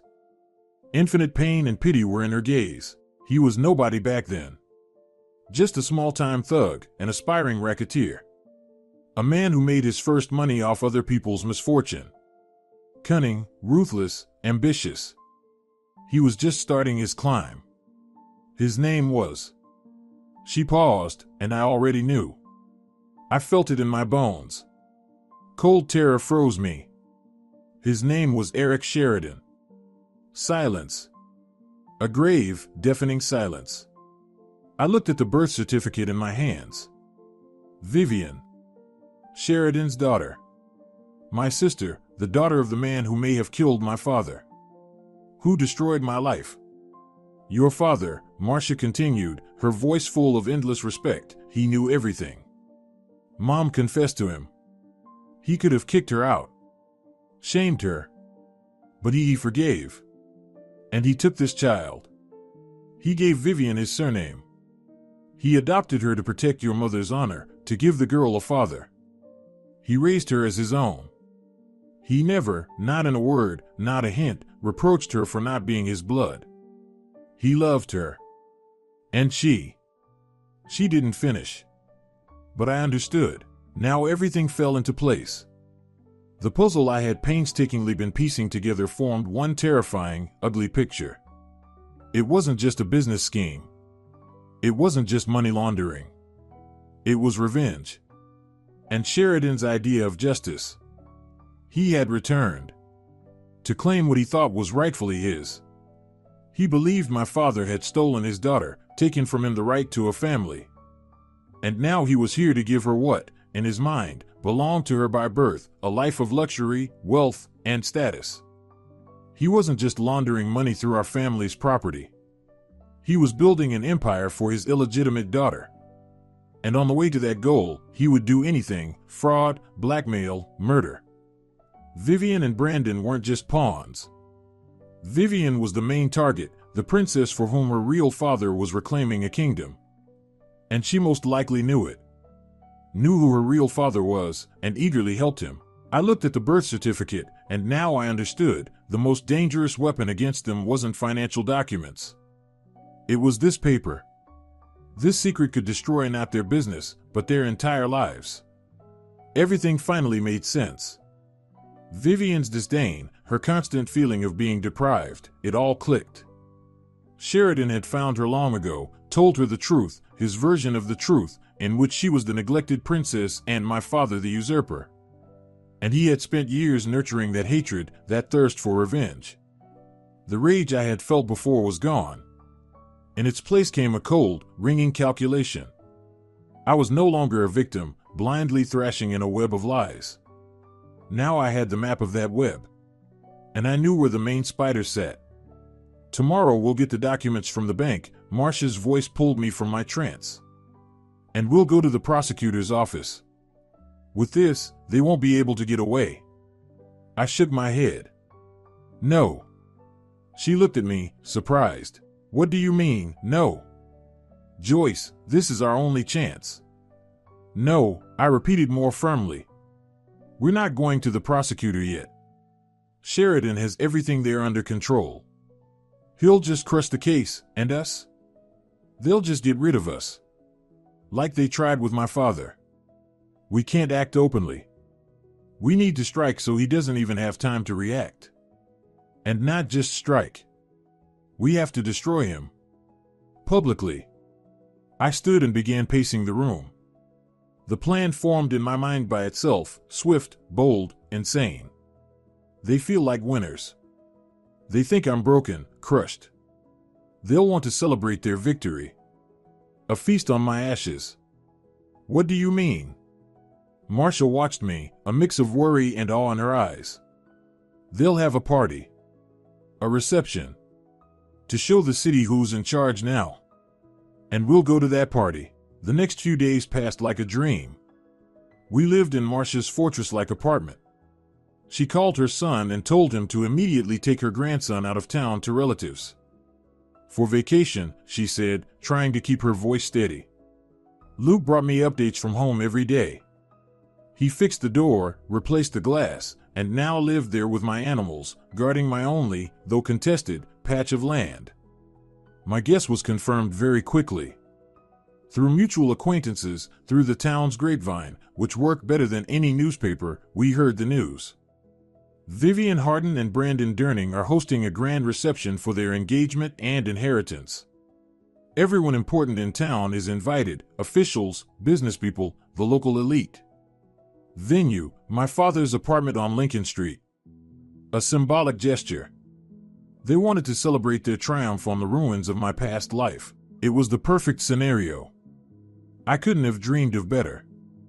We didn't need an invitation. I was family, a daughter, a sister. I had every right to be there. And no one would dare kick me out. At least, not right away. Now we just had to set the trap. I had the number of our distant cousin, Susan, in my phone. We were never close, but I knew she had always been friendly with Vivian. She loved gossip and always had her finger on the pulse. A perfect messenger. I sat on the couch and took my phone. My heart raced. Everything depended on this one message. I typed a text, pretending it was meant for Luke. Every word was chosen carefully. Luke, hi. I have almost nothing. I found an old cassette with Dad's voice, but it's just hints, no specifics. Not proof. This is all I have. I'm desperate. I've decided to go to their party. Try to talk to them one last time. Maybe I can appeal to their conscience. I see no other way. I hit send. But I didn't send it to Luke.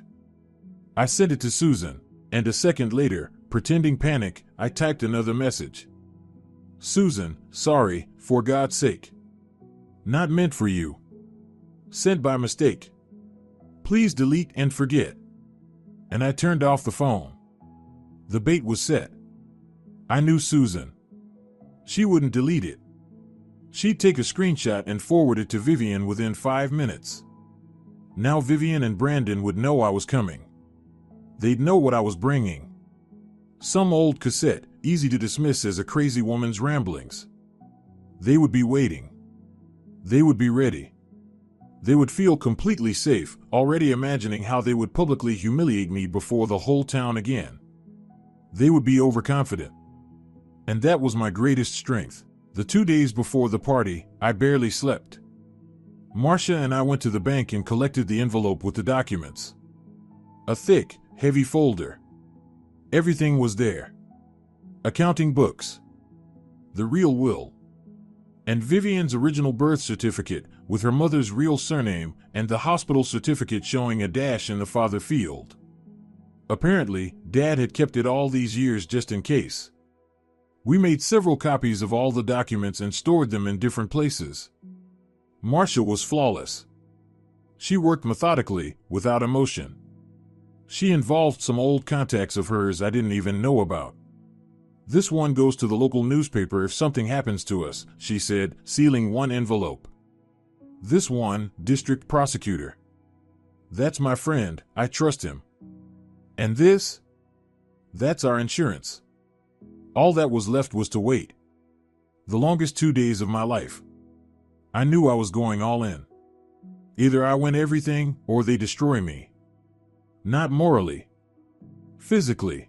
On the evening before the reception, Luke called. His voice was strange, worried. "Joyce, someone came by your house." A chill ran through me. "Who?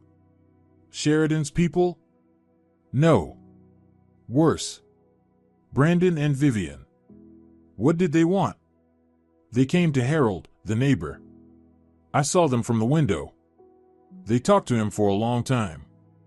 And when they left, Harold came to me. He was not himself. Said he had to go to the city urgently for business. And asked me to tell you he's sorry." "Sorry? For what?" I didn't understand anything. And then, that morning, on the day of the party, just as I was about to leave, Luke called. Panic laced his voice. "Joyce. Harold came back. He told me everything. You mustn't go. It's a trap." "What happened?" "Tell me." They bought him. Brandon and Vivian gave him a huge stack of money.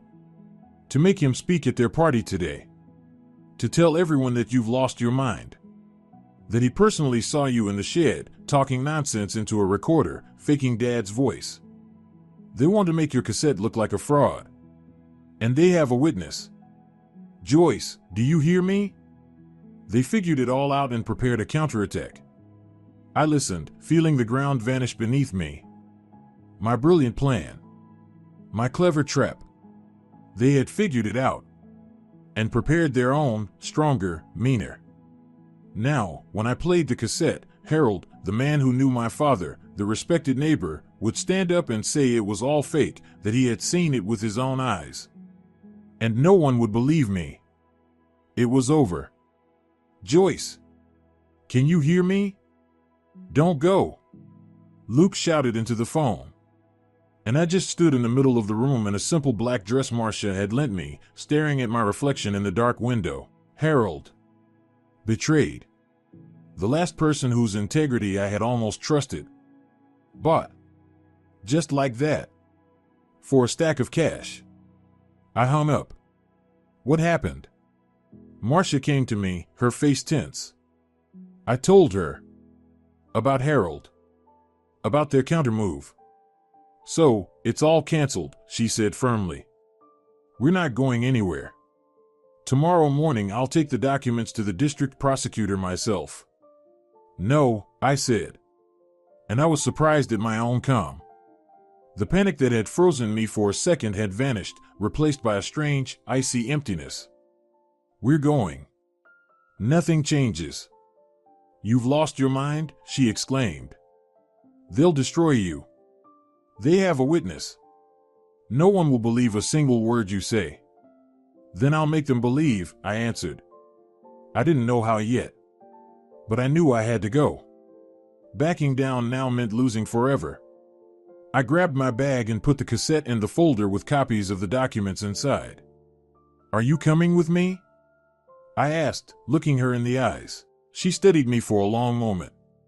Then slowly nodded. "To the end," she said. We took a taxi to my father's house. The streets glowed with evening lights. People hurried about, laughing, living. And I was heading to my final battle. Expensive cars lined the entrance. From the windows of the third-floor apartment spilled light, music, and the hum of voices. We entered the building. The concierge, a new woman I didn't know, gave us a disapproving glance but said nothing. The higher we went, the louder the music became. The apartment door was wide open. We stopped at the threshold. The apartment was packed. Men in expensive suits, women in evening gowns and diamonds.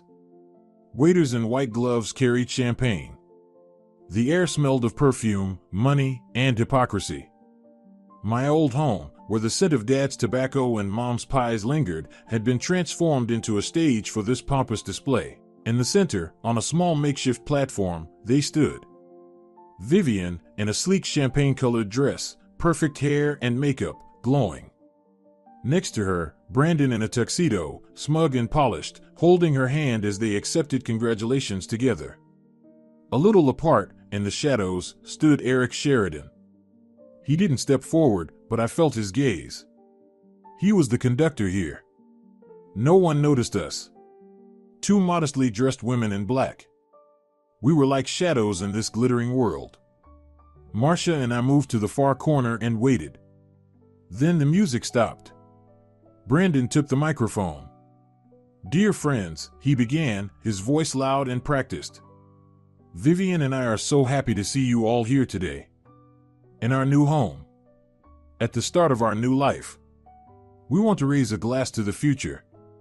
To love, to success, to new beginnings." The crowd applauded. Glasses lifted. And at that moment, I stepped forward. I moved into the center of the room. Into the circle of light. "Wait," I said, not loudly, but my voice rang out in the sudden silence. Everyone turned to me. On dozens of faces, I saw surprise, confusion, and then recognition and mockery. Before you toast to a future built on lies, there is a past you forgot to bury. Brandon and Vivian looked down at me from their elevated spot. There was no fear on their faces. Only anger and anticipation. They were waiting for me. They were ready. "Well, look who decided to show up, our crazy little sister," Vivian sang into the microphone. Laughter rippled through the room. "Joyce, we're, of course, delighted to see you, but it seems you've got the wrong address. The shelter for the poor is in another part of town." "I came to my father's house," I said calmly. "And I want everyone to hear the truth." "Truth?" Brandon grabbed the microphone. He played his role perfectly. The wounded, yet magnanimous man. "Friends, I apologize once again. Joyce is grieving, we all understand. She brought a tape with her, which she claims contains her father's voice. She believes it proves some conspiracy." He smirked. "We could just have her removed, but we won't. We'll let her speak, and even help her. We have someone here who can shed light on the origin of this so-called evidence."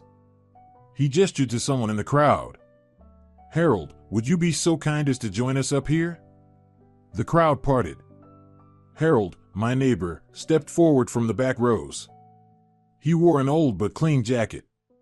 He walked slowly, head down, avoiding my gaze. He reached the platform and approached the microphone. Vivian and Brandon watched him with triumphant smiles.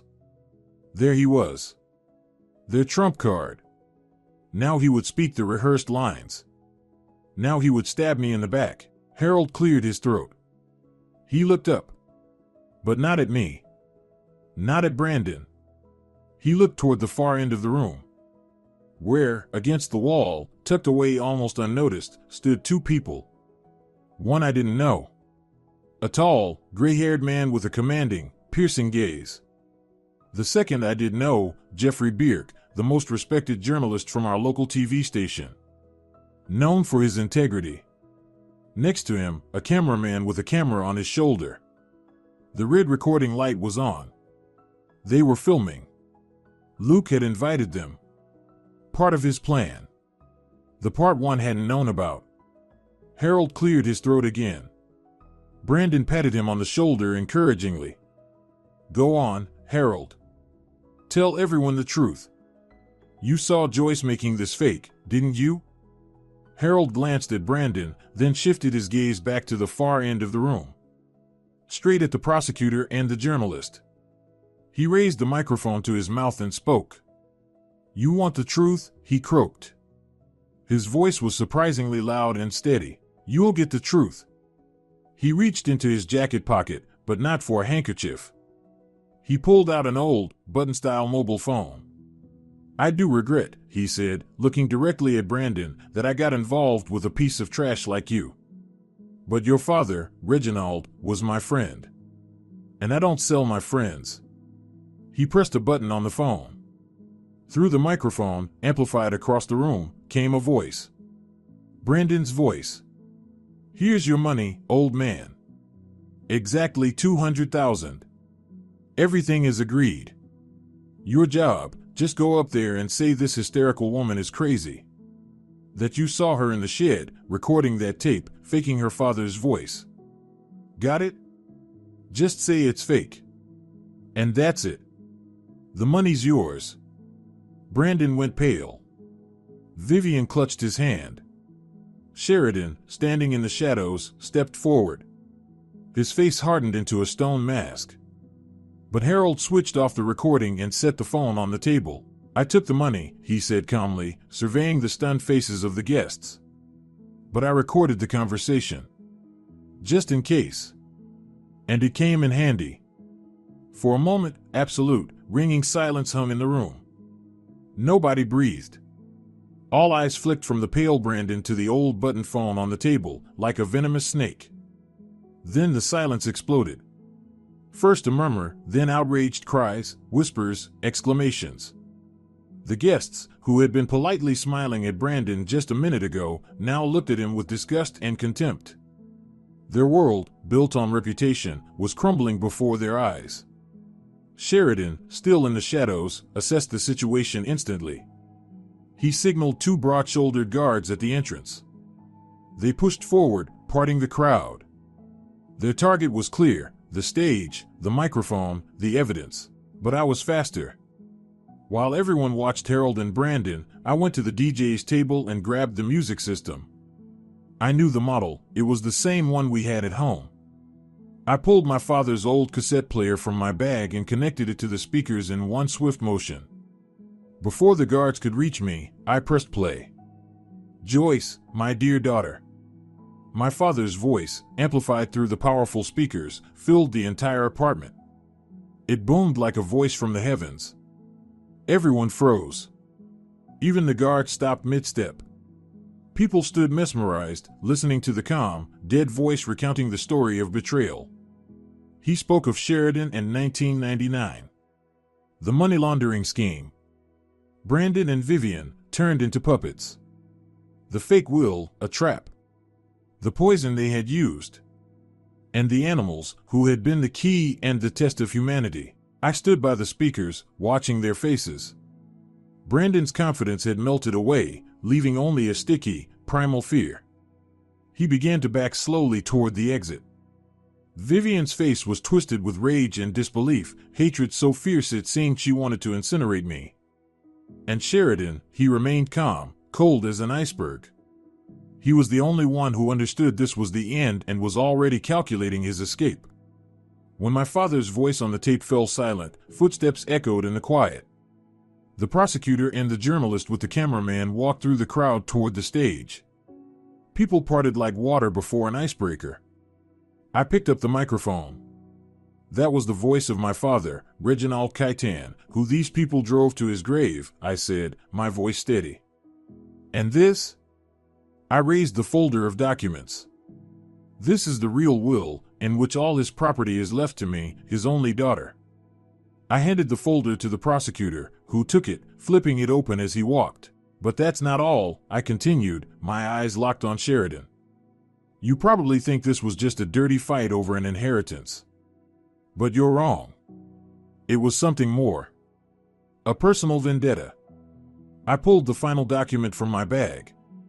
The birth certificate. Vivian Hardin. I looked at my so-called sister. Reginald was never her father.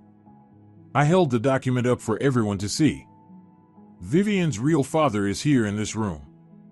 The man who abandoned her pregnant mother 30 years ago.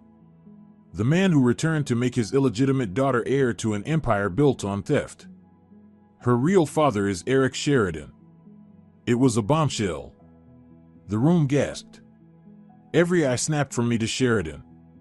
Journalist Bierk immediately aimed his microphone at him. The cameraman zoomed in. And at that moment, everything collapsed. Brandon, realizing the game was lost, bolted for the exit, but two men in plain clothes were already waiting there. Likely the prosecutor's men.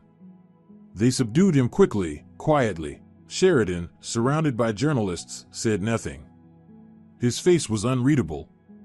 The prosecutor, flipping through the documents, stepped up to him. "Eric Sheridan, you're coming with us." And Vivian, she broke.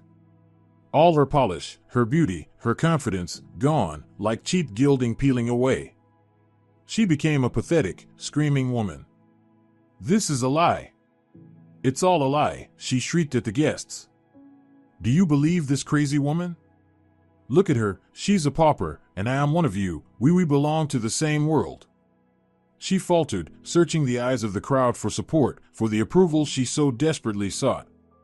But all she found was a wall. A wall of silent, cold contempt. They looked at her not as an equal, but as an imposter, dirt accidentally on their pristine shoes. She ceased to exist in their eyes. Her world, the world of glamour and success she had so carefully built, evaporated. It was a collapse far worse than arrest. Social death. The cameraman captured everything. Brandon's humiliation. Sheridan's icy calm. Vivian's meltdown. And me, standing on the platform with the microphone in my hand.